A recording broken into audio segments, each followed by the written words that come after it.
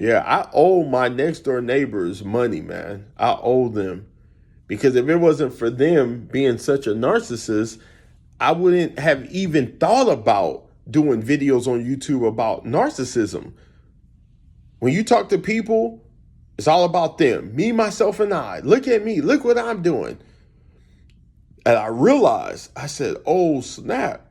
My neighbor has to, if there was an award show for being the most prideful, arrogant narcissist of all time, they would get all the awards every single year. But they're not the biggest, though. The biggest is Satan. That's why God talks throughout the Bible about how much he hates narcissism and pride. He hates pride. Prideful person, bro. You can't learn from them. You can learn not to act like them, but other than that, it's always going to be self-absorption. And so when I started realizing that from them, I used to hang around them like 7, 8 years. But the reality check was after a while, you get tired, bro. People understand whenever you talk to someone, bro, they have to have substance, but they have to have something that's interesting. So then both parties are enjoying the conversation.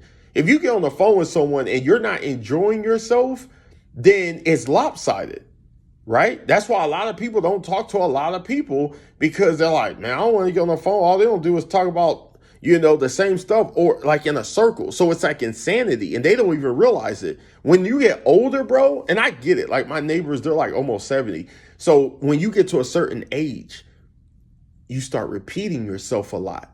But what I find, because I'm only 42, so I'm not repeating myself, what I'm finding is that people, when they get up in age, they start repeating themselves and they start thinking to themselves, oh, I haven't told Leon this yet.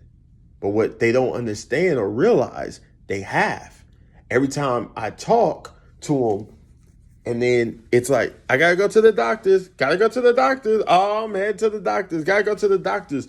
And then they'll repeat the same thing over and over, right? And they may not have dementia or Alzheimer's disease, but there's something going on where when you see the person, that's what comes to mind.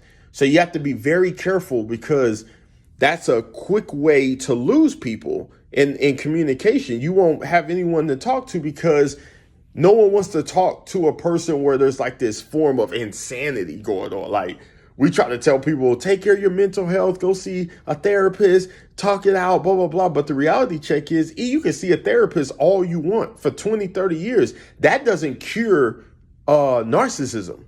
People don't understand that. You go see a therapist over and over and over again. How is that therapist going to take away